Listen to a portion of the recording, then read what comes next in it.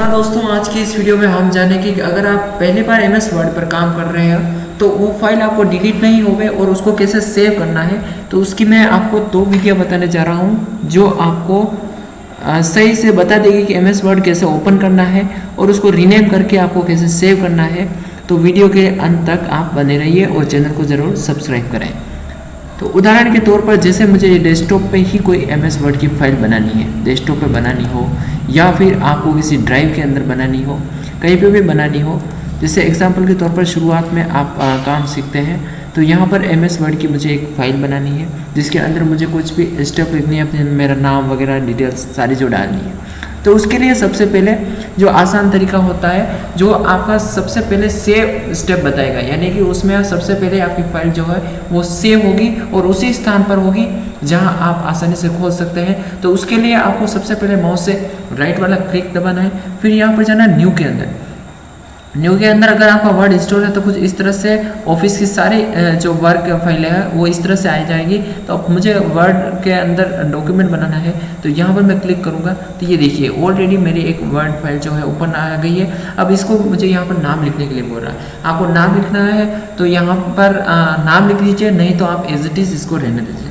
तो सबसे पहले मैं इसकी फाइल का नाम लिख देता हूँ, जैसे माई डिटेल। इस तरह से मैं सेव कर देता हूँ। जैसे मैंने माई डिटेल लिख दिया तो इस तरह से ये फाइल जो है ऑलरेडी सेव हो गई, यानी कि बनने से पहले ये मेरी फाइल जो है वो सेव हो गई है।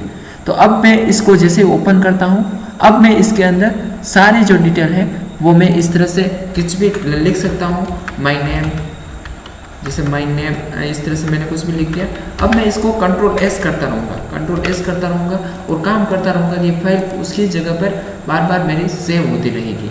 तो इस तरह से आप आसानी से इस फाइल को सेव कर सकते हो। जैसे जैसे आप काम करते जाओ, एक लाइन लिखी, आप Ctrl+S प्रेस कर दीजिए या फिर इस आइकन पर आप क्लिक कर दीजिए। जैसे आप इस तरह से आगे स्टेप करते रहेंगे और आपकी फाइल जो है वो सेव होती रहेगी। और आप इसको कभी क्लोज कर दोगे तो जैसे वो क्लोज होती रहेगी और माई डिटेल के अंदर वो जो है आपका डेटा वो सेव होता रहेगा।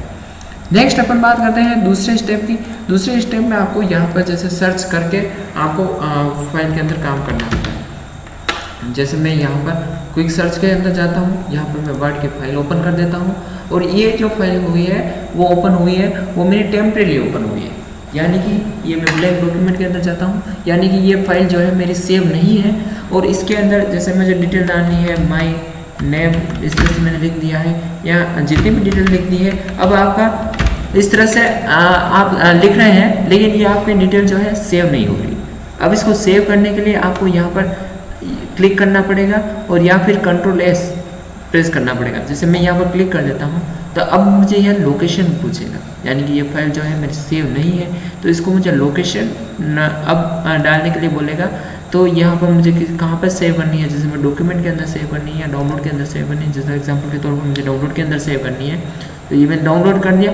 अब ये मेरी फाइल जो है इस नाम से सेव हो जाएगी। इसको मैं रीनेम भी कर सकता हूँ बाद में चाहूँ तो, लेकिन इस नाम से माई नेम के अंदर नाम से ये मेरी फाइल जो है डाउनलोड के अंदर सेव हुई। अब मैं कुछ भी काम करूँगा, इसको मैं Ctrl+S करता रहूँगा तो ये फाइल जो है मेरी माई नेम के अंदर ये डाउनलोड के अंदर सेव होती रहेगी। जैसे एग्जांपल के तौर पर मैं डाउनलोड फोल्डर के अंदर आपको वापस कैसे जाना वो भी बता देता हूँ। आपको यहाँ पर क्लिक करना है या फिर मैं दिस PC के यहाँ पर क्लिक करना है और फिर आपको यहाँ पर जाना है डाउनलोड के अंदर।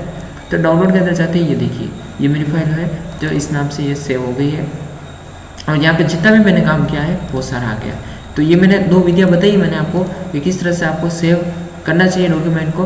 तो मुझे लगता है पहले वाली विधि ज़्यादा बेटर रहेगी, जो पहले ही आपको ऑलरेडी सेव कर देगी फाइल को, फिर आप उसमें सेव करते रहेंगे। लेकिन सेकंड विधि में आप सर्च करेंगे, लेकिन अगर आप सेव करना भूल गए तो वो जो फाइल है वो डिलीट हो जाएगी। वीडियो कैसा लगा मैं जरूर बताएं और ऐसे ही वीडियो के लिए हमारे चैनल को सब्सक्राइब करें। धन्यवाद।